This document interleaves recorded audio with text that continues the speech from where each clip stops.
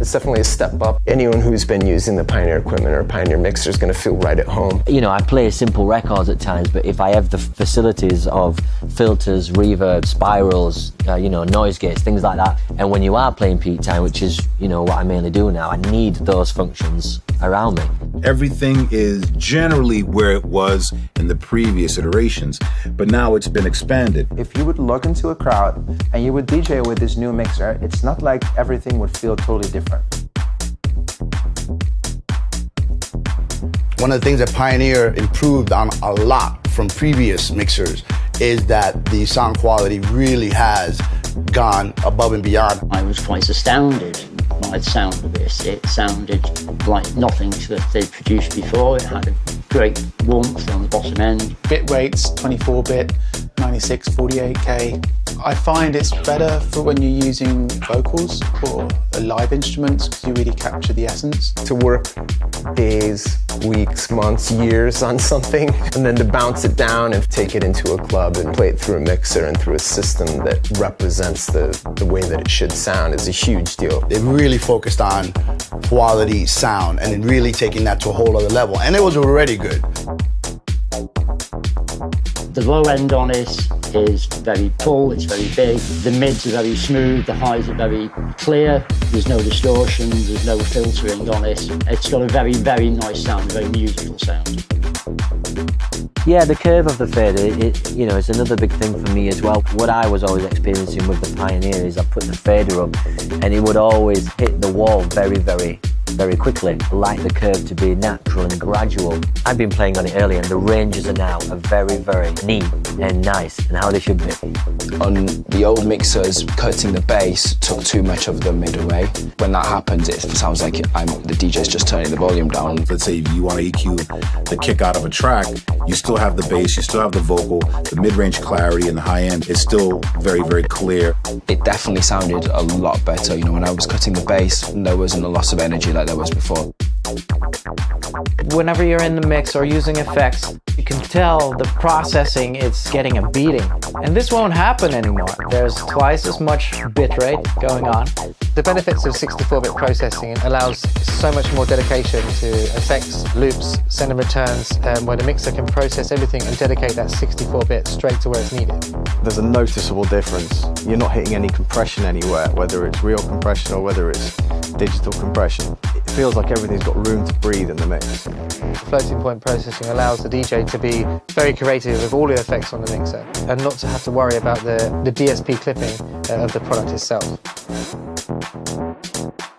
When you're walking into a room and you notice that it sounds very bad, distorted, and the guy before me is just pinned and redlined. This one gives a real warning now. When you go over, the clip indicator lights up. From a DJ's point of view, sometimes what they can hear in their booth monitors is not necessarily what they can hear on the outside.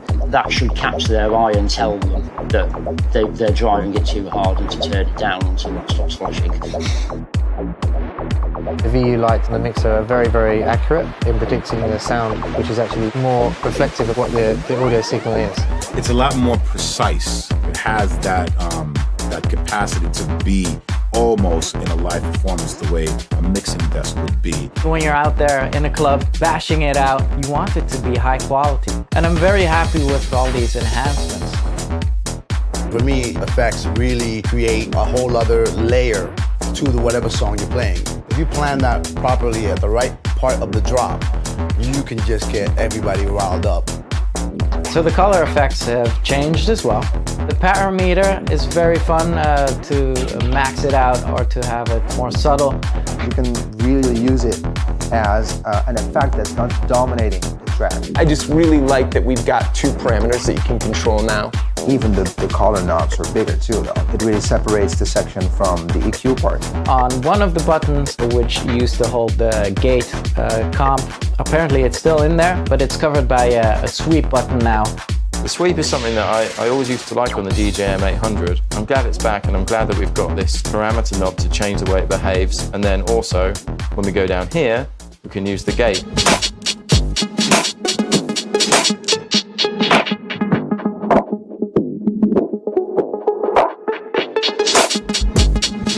My new favorite feature on the color effects is the dub echo to infinity, with maxing out the parameter knob on there.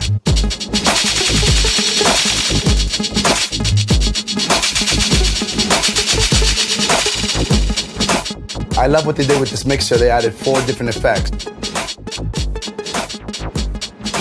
That ping pong effects is really, really cool. I really like that. It creates a big stereo field with the dramatic left to right effect.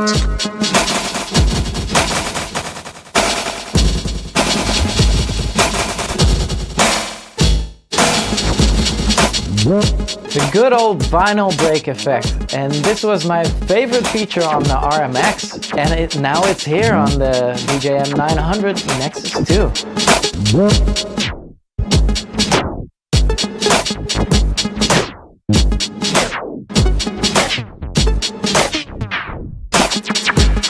The Helix is great.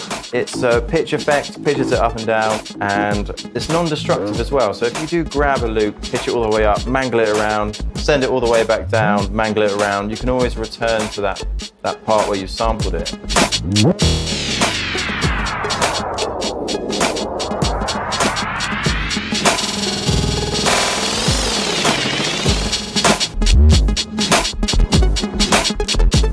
When I saw this, I was like, this cannot be true. This is really like a small EQ that's EQing the effects just like I do in my songs in production. So it means if I want to affect just the mid-range and the highs of a particular track that I'm doing a delay or an echo out, I can just filter out each of the frequencies. So this way you can use the echo without beats kind of bumping into each other.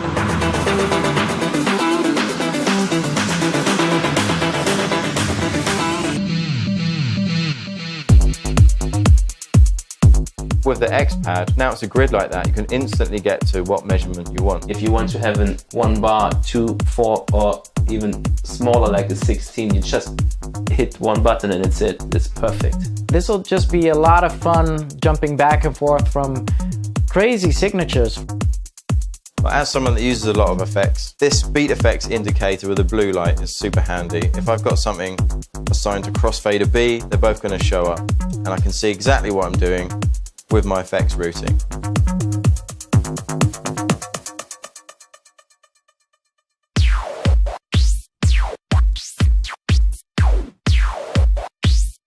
Double time.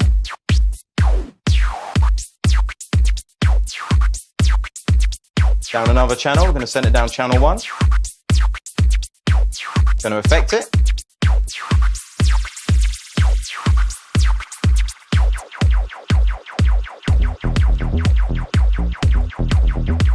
And that's that. I do love the way the send and return works. It's just really intuitive, and you can put it onto the channel that you need super quickly. You know, taking things out of the studio and putting it in DJ booth is a lot easier now, because a lot of people are using guitar pedals amongst other things. Before you had to go to send and return, and then you couldn't use the other effects. So it's cool that you can actually now double it up with the effects. The way they've located and access to send returns, you have a 1/4-inch jack as well as a USB, so you can flip between the two. The potential for the USB send is great. Being able to connect an iPad with an app opens up a new dimension for the mixer. The fact that there's an RMX 1000 iPad app now makes it very, very useful. So I can actually bring one with me, put up my iPad, and if I want to use the RMX 1000, I can just use the USB cable and just link in. By having 2 USB slots on the top, if you DJ before them is also using your computer, it makes changeover for me a breeze. I don't even have to do anything. If I'm playing off my laptop, then I haven't got to worry about like quickly playing off the CDJ that one extra track while he sets all his stuff up. So yeah, just really convenient. I get asked more than anything else, do you have a spare headphone adapter? I start off the season with maybe 15 quarter-inch adapters, and at the end of the season I've got none. And in back-to-back occasions as well. It's just easy to plug in 2 headphones at the same time. You see a lot of DJs doing that now with, you know, the special extension, but now it's inbuilt and it's ready to use. We've gone back up to 4 phono inputs. Every now and then you do get a DJ that want to use 3 decks.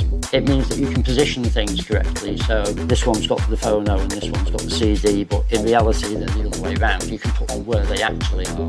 I'm a very big fan of using the crossfader. I still scratch and I still do tricks going back and forth.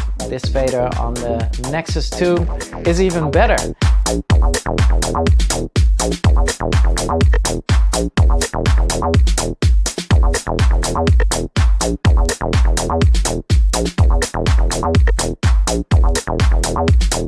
That you don't have to think so much about, okay, where is this button? I want to do this. Now I know I can go straight to that. Okay, I want to get to a quarter-inch delay.